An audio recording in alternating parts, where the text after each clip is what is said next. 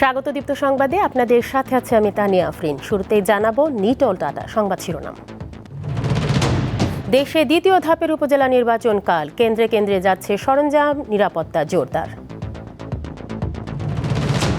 শহরের রাস্তায় ব্যাটারি চালিত অটোরিকশা চালু রাখার নির্দেশ প্রধানমন্ত্রীর, চলবে না মহাসড়কে। এবং হেলিকপ্টার বিধ্বস্ত হয়ে ইরানের প্রেসিডেন্ট সহ 9 জন নিহত, অন্তর্বর্তী দায়িত্বে ভাইস প্রেসিডেন্ট।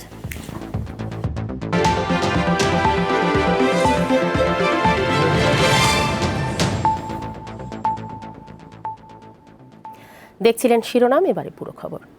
উপজেলা পরিষদ নির্বাচনের দ্বিতীয় ধাপের ভোট গ্রহণ কাল।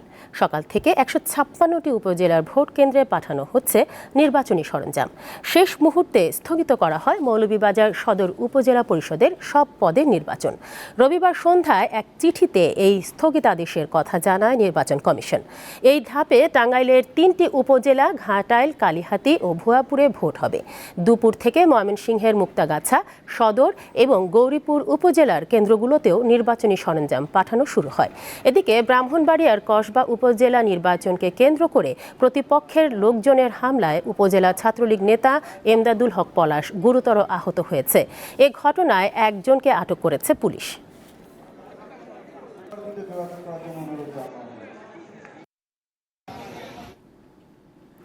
উপজেলা পরিষদ নির্বাচনের দ্বিতীয় ধাপে নওগাঁর সাপাহার, পোরশা ও নিয়ামতপুর উপজেলায় ভোট গ্রহণ হবে কাল। এরই মধ্যে 3 উপজেলা 172টি কেন্দ্রে সরঞ্জাম পাঠানো হয়েছে। বিস্তারিত জানাতে যোগ দিচ্ছেন আমাদের সহকর্মী আব্দুর রৌফ। রৌফ, সুষ্ঠু নির্বাচনে নিরাপত্তায় কি পদক্ষেপ গ্রহণ করা হয়েছে এখন পর্যন্ত, আর সবশেষ পরিস্থিতি আমাদের জানাবেন নির্বাচনের।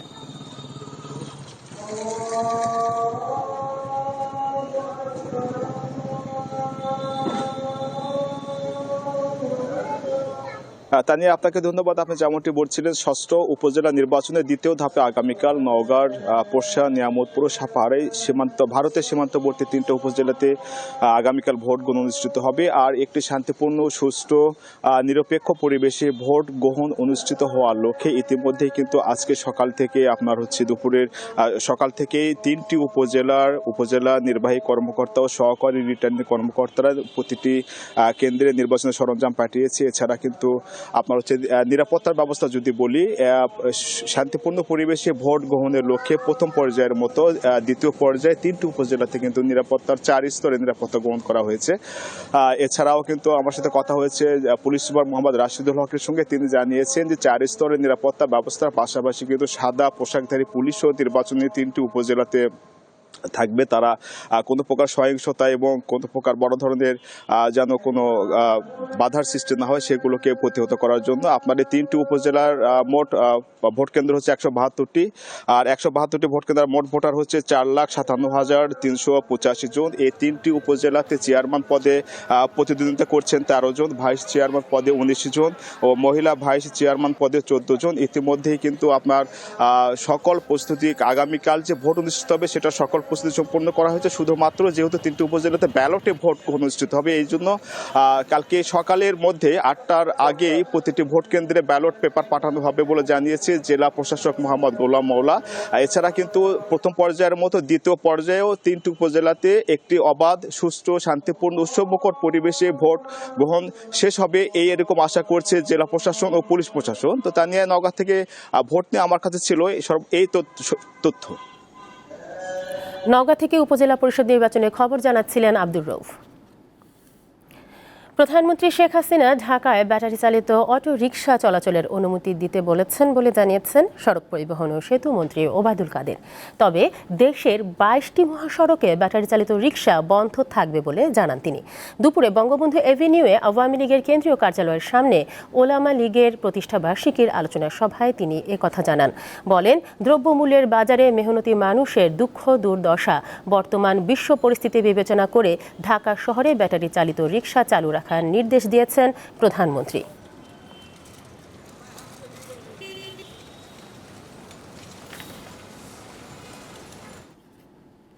আন্তর্জাতিক প্রসঙ্গ। মর্মান্তিক এক হেলিকপ্টার দুর্ঘটনায় নিহত হয়েছেন ইরানের প্রেসিডেন্ট ইব্রাহিম রাইসি। তিনি দেশটির নির্বাচিত অষ্টম প্রেসিডেন্ট। রাইসির সঙ্গে একই হেলিকপ্টারে ছিলেন ইরানের পররাষ্ট্রমন্ত্রী হোসাইন আমির আবদুল্লাহিয়ান, পূর্ব আজারবাইজানের প্রদেশ গভর্নর মালেক রহমতি, ইরানের সর্বোচ্চ ধর্মীয় নেতা আয়াতুল্লাহ আলী খামেনির মুখপাত্র আয়াতুল্লাহ মোহাম্মদ আলী আলে হাশেম ও রাইসির নিরাপত্তা প্রধান মেহেদি মুসাভি। তারাও দুর্ঘটনায় প্রাণ হারিয়েছেন বলে নিশ্চিত করেছে ইরানের রাষ্ট্রীয় সংবাদ মাধ্যম ইরনা। রবিবার আজারবাইজানের সীমান্তবর্তী এলাকায় দুই দেশের যৌথভাবে নির্মিত একটি বাঁধ উদ্বোধন করতে যান ইব্রাহিম রাইসি। বাঁধের উদ্বোধন শেষে 3টি হেলিকপ্টারের বহন নিয়ে ইরানের পূর্ব আজারবাইজান প্রদেশের রাজধানী তাবরিজে ফিরছিলেন ইব্রাহিম রাইসি ও তার সঙ্গে থাকা অন্য কর্মকর্তারা। এক পর্যায়ে রাইসিকে বহন করা হেলিকপ্টারটি পূর্ব আজারবাইজানের জোলফা এলাকার কাছে দুর্গম পাহাড়ে বিধ্বস্ত হয়। অন্য দুটি হেলিকপ্টার নিরাপদে গন্তব্যে পৌঁছায়। দুর্ঘটনার 16 ঘণ্টা পর সোমবার সকালে পাওয়া যায় হেলিকপ্টারের ধ্বংসাবশেষ।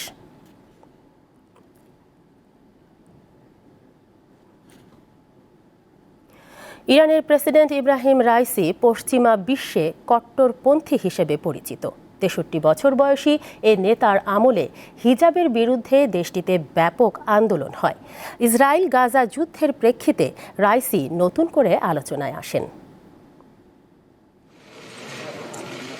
ইব্রাহিম রাইসির জন্ম 1960 সালে উত্তর পূর্ব ইরানের মাশহাদ শহরে। মাত্র 20 বছর বয়সে তিনি তেহরানের পার্শ্ববর্তী শহর কারাজের প্রসিকিউটর জেনারেল নিযুক্ত হন।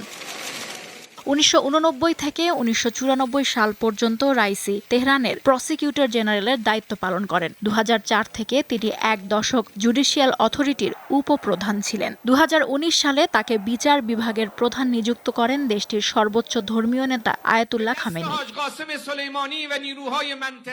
ইরানের গার্ডিয়ান কাউন্সিল এবং সর্বোচ্চ ধর্মীয় নেতার ঘনিষ্ঠজন হিসেবে পরিচিতি পান রাইসি। তিনি 88 সদস্যের বিশেষজ্ঞ সভার ডেপুটি চেয়ারম্যান হন। ইরানের সর্বোচ্চ ধর্মীয় নেতা নির্বাচন সহ বেশ কিছু রাষ্ট্রীয় গুরুত্বপূর্ণ সিদ্ধান্ত নেয় এই সভা। 2021 সালে দ্বিতীয় দফায় নির্বাচন করে ইরানের অষ্টম প্রেসিডেন্ট নির্বাচিত হন ইব্রাহিম রাইসি। নিজেকে দুর্নীতি, অদক্ষতা ও অভিজাতদের ঘোর বিরোধী হিসেবে প্রকাশ করা এই নেতা শিয়া ইসলামিক কট্টরপন্থার সমর্থক। দায়িত্ব নেওয়ার পর থেকে ঘরে বাইরে নানামুখী চাপে পড়েন ইব্রাহিম রাইসি। ইরানের ওপর একের পর এক নিষেধাজ্ঞা দেয় যুক্তরাষ্ট্রসহ পশ্চিমারা। এতে অর্থনৈতিক সংকটে পড়ে দেশটি। তখন বিরোধীরা দফায় দফায় আন্দোলন করে। 2022 সালে ইরানি তরুণী মাশা আমিনির মৃত্যু ঘিরে পোশাকের স্বাধীনতার দাবিতে দেশ জুড়ে বিক্ষোভ হয়। তখন প্রাণ যায় 550-র বেশি মানুষের। ওই ঘটনায় সবচেয়ে বেশি চাপে পড়েন প্রেসিডেন্ট রাইসি। অবশ্য দ্রুতই পরিস্থিতি নিয়ন্ত্রণে আনতে সক্ষম হন তিনি। গত বছরের 7 অক্টোবর ইসরায়েলি ভূখণ্ডে হামাসের হামলার পেছনে ইব্রাহিম রাইসির প্রশাসনের মদত রয়েছে বলে দাবি করে তেল আবিব।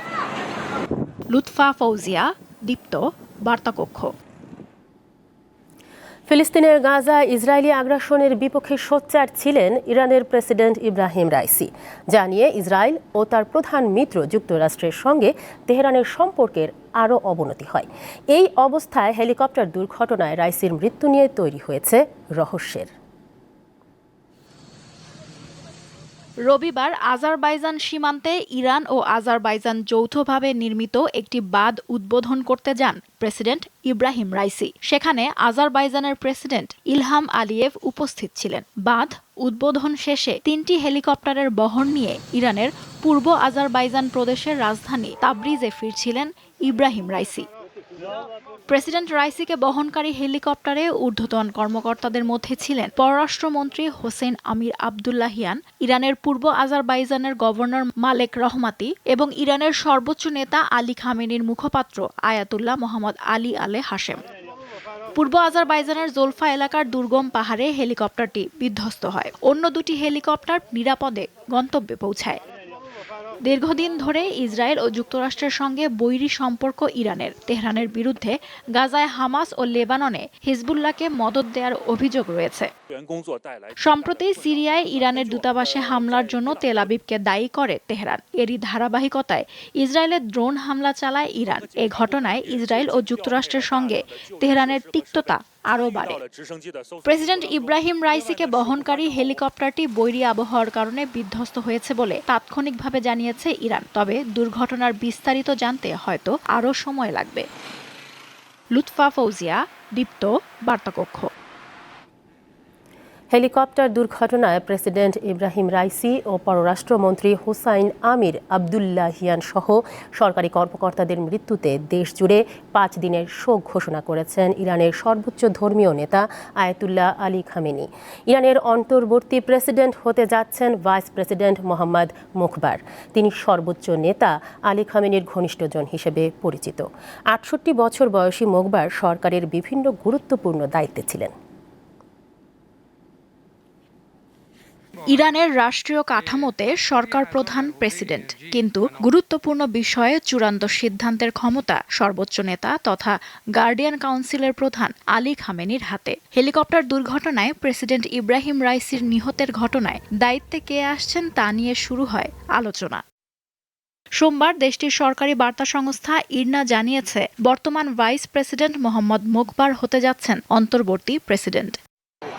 অন্তর্বর্তী সরকারের কাউন্সিলে থাকবেন পার্লামেন্টের স্পিকার ও বিচার বিভাগের প্রধান সহ 3 জন। তবে এক্ষেত্রে দেশটির সর্বোচ্চ নেতার অনুমোদন লাগবে। প্রেসিডেন্ট মারা গেলে বা অন্তর্বর্তী সরকার দায়িত্ব নেওয়ার পরবর্তী 50 দিনের মধ্যে ইরানে নির্বাচনের বিধান রয়েছে। মোহাম্মদ মুখবার 1955 সালে জন্মগ্রহণ করেন। ইব্রাহিম রাইসির মতো তিনিও ইরানের সর্বোচ্চ নেতা আলী খামেনির ঘনিষ্ঠ। তিনি দীর্ঘদিন ইরান সরকারের বিভিন্ন গুরুত্বপূর্ণ পদে দায়িত্ব পালন করেছেন। ইরানের পারমাণবিক ও ব্যালিস্টিক ক্ষেপণাস্ত্র কার্যক্রমের সঙ্গে সম্পৃক্ত ব্যক্তিদের নিষেধাজ্ঞা দেয় ইউরোপীয় ইউনিয়ন। সেই তালিকায় মোহাম্মদ মুখবারের নাম ছিল। অবশ্য 2 বছর পরে তার নাম সরিয়ে দেয়া হয়। লুৎফা ফৌজিয়া, দীপ্ত, বার্তাকক্ষ।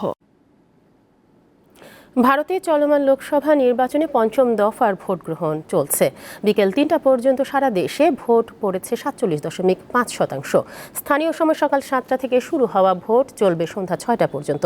6টি রাজ্য এবং 2টি কেন্দ্রশাসিত অঞ্চলের 49টি আসনে এই ধাপে ভোট গ্রহণ হচ্ছে। 5ম ধাপে ভাগ্য পরীক্ষা হচ্ছে রাহুল গান্ধী, স্মৃতি ইরানি, ক্ষমতাসীন বিজেপির প্রতিরক্ষামন্ত্রী রাজনাথ সিং, বাণিজ্যমন্ত্রী পীযূষ গোয়াল, কাশ্মীরের সাবেক মুখ্যমন্ত্রী ওমর আবদুল্লাহ সহ একাধিক নেতার। রায়বেরেলি থেকে প্রতিদ্বন্দ্বিতা করছেন কংগ্রেসের রাহুল গান্ধী। এছাড়াও পশ্চিমবঙ্গে হুগলিতে বিজেপির সংসদ সদস্য অভিনেত্রী লকেট চট্টোপাধ্যায়ের বিরুদ্ধে লড়ছেন তৃণমূল প্রার্থী আরেক অভিনেত্রী রচনা বন্দ্যোপাধ্যায়। এ পর্যায়ে 49টি নিয়ে 428টি আসনে নির্বাচন সম্পন্ন হবে। এরপর আরও 2 দফায় মোট 115টিতে ভোট গ্রহণ অনুষ্ঠিত হবে।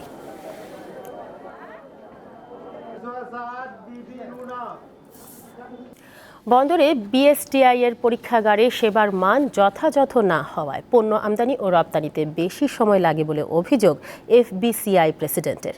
সকালে রাজধানীর তেজগাঁওয়ে বিএসটিআই কার্যালয়ে বিশ্ব মেট্রোলজি দিবসের আলোচনায় একথা বলেন তিনি।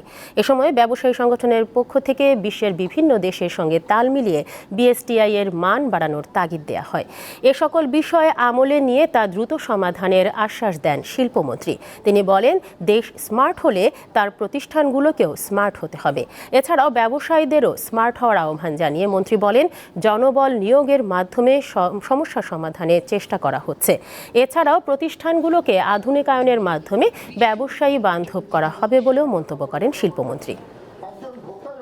বন্দর যখন মাল আসে 4-5 দিন 7 দিন, অনেক সময় 10 দিন পর্যন্ত ল্যাবরেটরির কারণে, টেস্টের কারণে কিন্তু মালটা রিলিজ হয় না।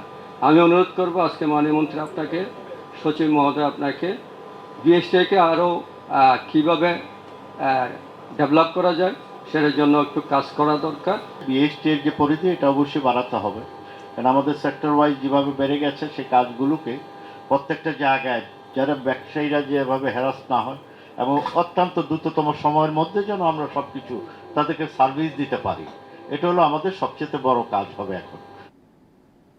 ভারতে গিয়ে নিখোঁজ ঝিনাইদহ 4 আসনের সংসদ সদস্য আনোয়ারুল আজিমের সন্ধান এখনো মেলেনি।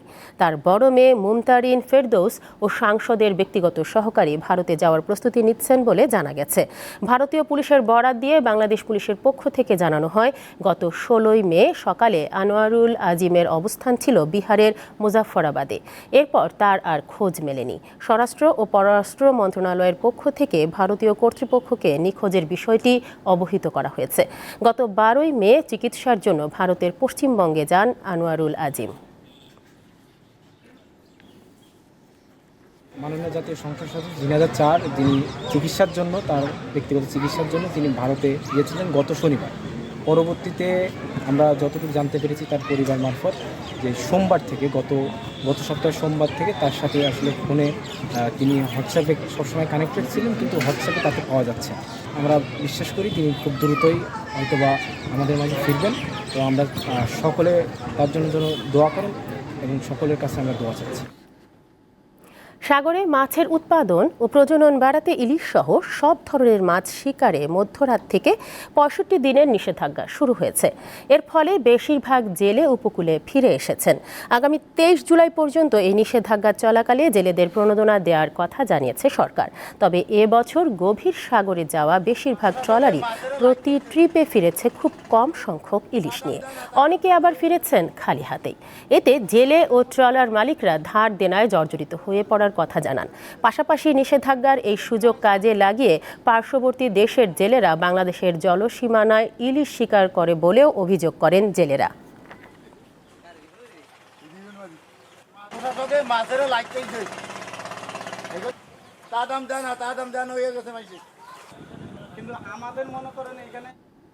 এবারে কেওয়াই স্টিল চট্টগ্রাম সংবাদ।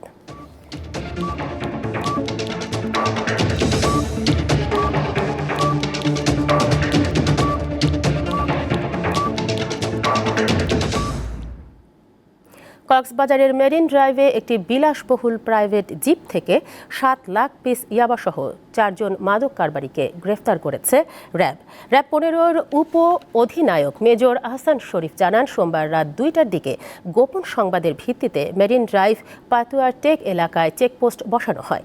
এ সময় বিলাসবহুল একটি পাজেরো জিপ চেকপোস্ট অতিক্রম করার সময় সংকেত দিলে গাড়িটির সংকেত অমান্য করে চেকপোস্ট অতিক্রম করার চেষ্টা করে। পরে গাড়িটিকে গতিরোধ করে তল্লাশি চালানো হয়। এ সময় গাড়িতে থাকা 7 লাখ পিস ইয়াবাসহ গাড়িটি জব্দ করা হয়। গাড়িতে থাকা মাদক চোরা কারবারের অন্যতম গডফাদার মোহাম্মদ আবদুল্লাহ ও তার 3 সহযোগীকে আটক করা হয়।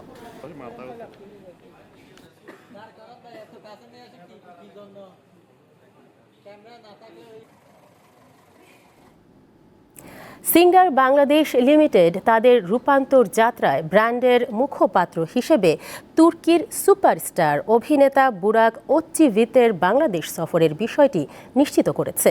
এক ভিডিও বার্তায় বুরাক তার সাথে সাক্ষাতের জন্য একজন বিজয়ী পেয়ে গেছেন বলে জানিয়েছেন।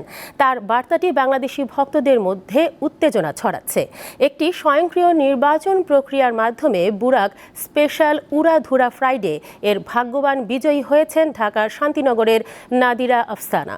26 মের মধ্যে দেশের যে কোনো সিঙ্গার বেকো স্টোর এবং singer.com থেকে ভোক্তারা যে কোনো পণ্য কিনে বিজয়ী হিসেবে বুরাক ওচ্চিভিতের সাথে দেখা করার সুযোগ পাবেন।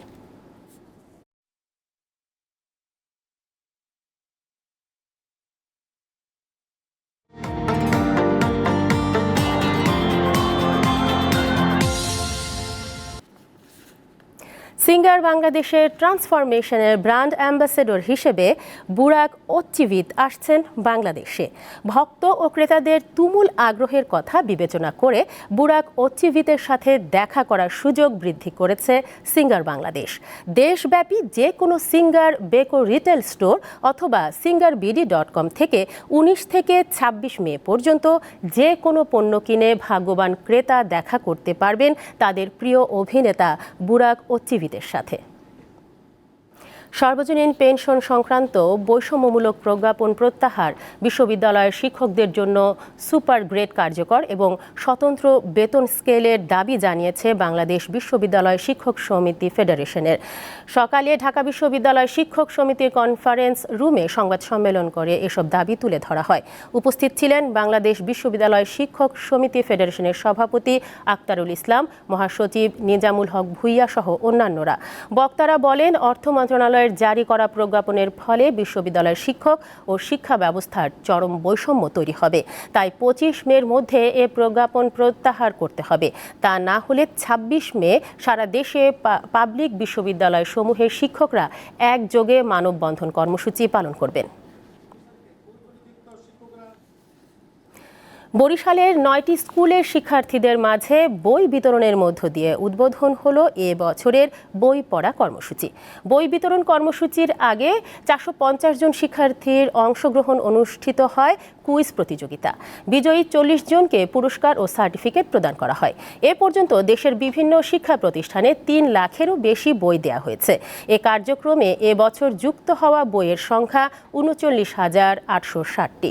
বই পড়ার অভ্যাস তৈরির মাধ্যমে শিক্ষার্থীদের পরিপূর্ণ আলোকিত মানুষ হিসেবে গড়ে তুলতে দেশ জুড়ে বই পড়া কর্মসূচি পরিচালনা করে আসছে বিশ্ব সাহিত্য কেন্দ্র। এই উদ্দেশ্যকে আরও প্রসারিত ও কার্যকর করতে 1 দশক ধরে সহযোগিতা করে আসছে বিকাশ। শেষ করব দীপ্ত সংবাদ, তবে যাবার আগে নিটোল টাটা সংবাদ শিরোনামগুলো জানাবো আরও একবার।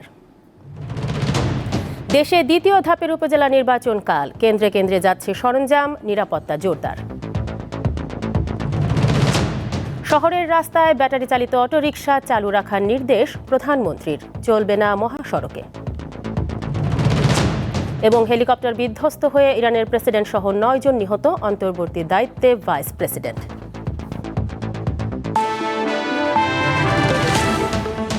এ ছিল এখনকার মতো। আমাদের পরবর্তী সংবাদ সন্ধ্যা 6টা 50 মিনিটে। দর্শক, আরও তথ্য ও বিনোদনের খবর পেতে যুক্ত থাকুন দীপ্ত ডিজিটাল প্ল্যাটফর্মগুলোতে। ধন্যবাদ সবাইকে।